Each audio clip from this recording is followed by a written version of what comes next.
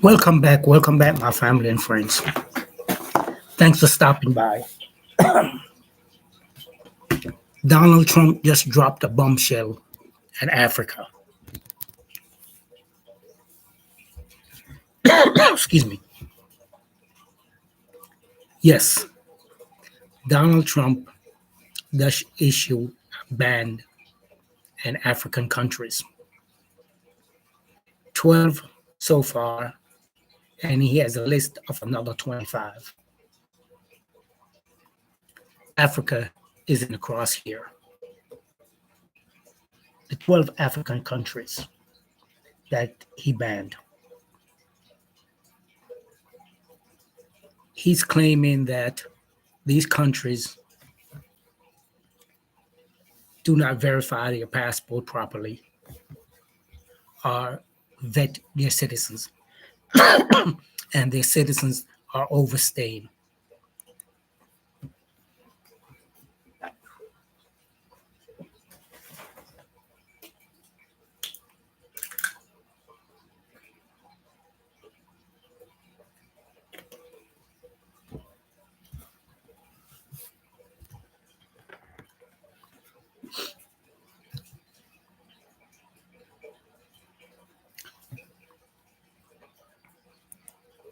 Now, these countries included Chad, Congo, Ecuador, Guinea, Eritrea, Libya, Somalia, and Sudan. Full stop. And he has another 25 in his position that he's going to drop again. So it's going to bring the total to 37 countries that he want, African countries he want to ban. But Africa and African countries are not taking it lying down. First out the bat, Chad. Chad just in, in Chad just instate the same exact ban that Trump did on African countries. Chad is banning the United States citizens from coming to his country. Not only banning citizens from coming, but the ones that are there, he gave them 3 days to leave his country. He revoked their visa. So Africa and African leaders is not taking this line down. They're fighting back. This is nothing but a racist ban on Africans. This is the same playbook he did in 2017 when he became president for the first time. At that time, it was called the Muslim ban. Now he just revised it, and now it's the African ban. And it doesn't stop there. He is thinking about banning another 35 countries. 25 countries, which included Burundi, Sierra Leone, Togo, and other countries. Now, these countries have minerals. Part of his plan is to force these countries to give up a large portion of their mineral for exchange that their citizens could come to the United States. In my opinion, they shouldn't. Africa doesn't need America, period. America need Africa. Africa can survive without the United States. For centuries, over 400 years, the United States and Europe have been surviving off Africa. Without Africa, a lot of these countries in Europe would be renegated to a third world country. For instance, France. France does not have no natural minerals, but yet France has one of the largest stockpile of gold. Where did he get it from? From stealing from these African countries. Part of the reason now why America and Europe is hitting out hard against Africa is the rise of the young leaders in Africa who's not taking any crap. Burkina Faso leader Ibrahim Traore is rewriting the playbook. And America and Europe is scared. They are scared because if Africa rise up and Africans start taking control of their minerals, their oils, their diamonds, their gold, their uranium, their cobalt, their bauxite, and the list goes on, then the so-called developed world would not be able to continue the way they're continuing. So that's one of the reasons why Donald Trump is placing ban on these African countries. He's trying to force them into giving up 90% of their resource to the United States. The U.S. is claiming that these people who has visa and coming to the United States, they have high visa stay over. But that's not it. You have United States citizens who's going to other country and overstaying their visa.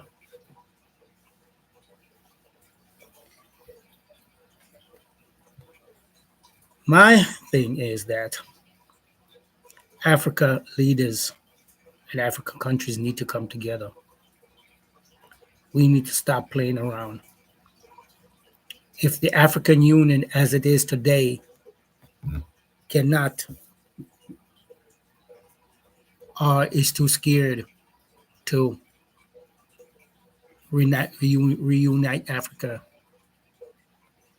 it needs to step aside and let these new young leaders do their thing. You know, another country that I didn't talk about is Namibia.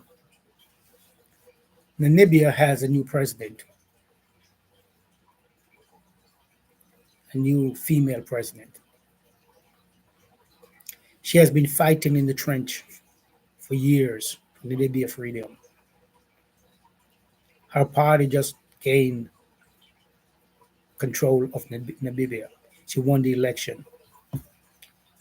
And the first thing she did, she revoked, or if they didn't have any visa, she ordered all Americans to leave her country within 3 days. She said if her citizens need visa to come to the United States or go to Europe, well, Europe and the United States citizens need visa to come to her country. And the ones that were there that didn't have visa, that were there mining the country's gold and minerals illegally. She ordered them to leave the country. So Africa is on its move. It's moving up. We need to support. We in the diaspora need to support these leaders. If we have money, give it to them. We don't have money, we can support them in other ways. We can stand up. We can make our voice heard. Call our representatives. If we live in the United States, call our representatives who present us. If we live in the diaspora in Canada, same thing, do the same. In the Caribbean, do the same thing. Let your voice be heard. Let your representative in politics know where we stand. Let them know to stand with Africa. It's about time. We have been oppressed for 400 years. Our foreparents was kidnapped and taken away from the motherland. Now it's a new slavery they're implementing. They want to control Africa's gold, diamonds, oil, gas, lumber, and all its other minerals, while its people lived in poverty. I said no more. We need to stand up and we need to support. Again, if you're here watching and you like what I'm saying, in fact, I want to say to you, I appreciate you coming by, stopping by. Please like and share this video. Leave me a comment. Let me know what you think. We need to come together. And this one goes out to Africans, descendants who were living in the United States.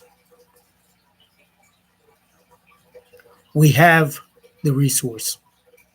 We have the financial resource here as Africans. But we're not together. We're not united. The African blacks, total capital, is the 10th largest in the world. If it was a country, it would be the 10th largest country per capita. That's how much money flows through the African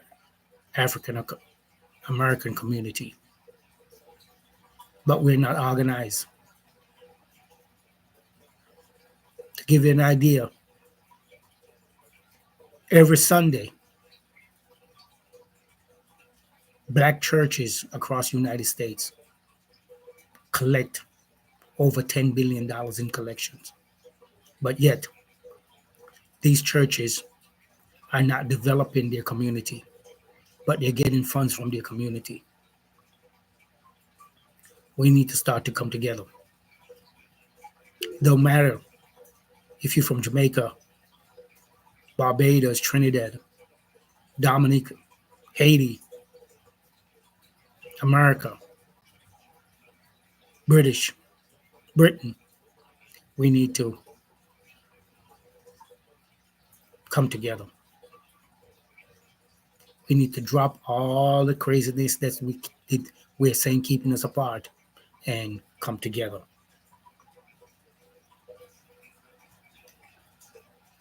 We're going to get left again in this fourth revolution, industrial revolution. So we need to come together. And I'm urging African leaders, stop catering to the United States and Europe. Stop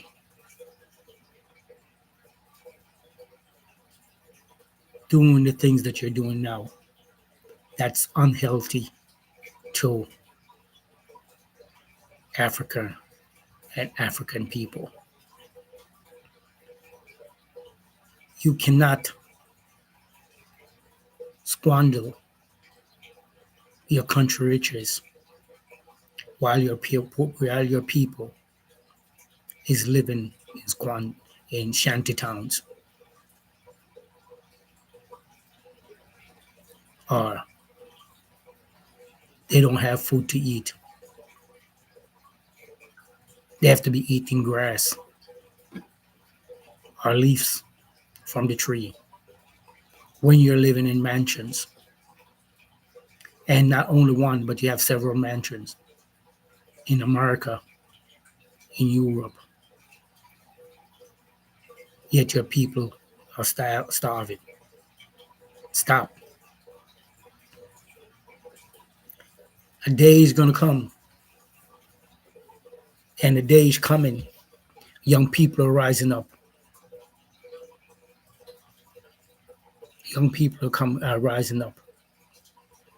So please, I'm begging you, Africa and African leaders, get it together. Your people want to come home, and we want to come home, and we want to take part in the development. Drop the restrictions for Africans in the diaspora to come home. Right now, Africa in the diaspora and African home who need to travel just within Africa or from the diaspora to Africa. There's so many different blockage and different things we have to go to come there. My people, I am going to leave it here like it is, but I'm asking you and I'm thanking you. Please continue watching my channel. Please subscribe and please share with your friends and family. Help me build this channel. Leave a comment. Let me know what you think and what you would want me to cover. I'm going to say thanks and peace out.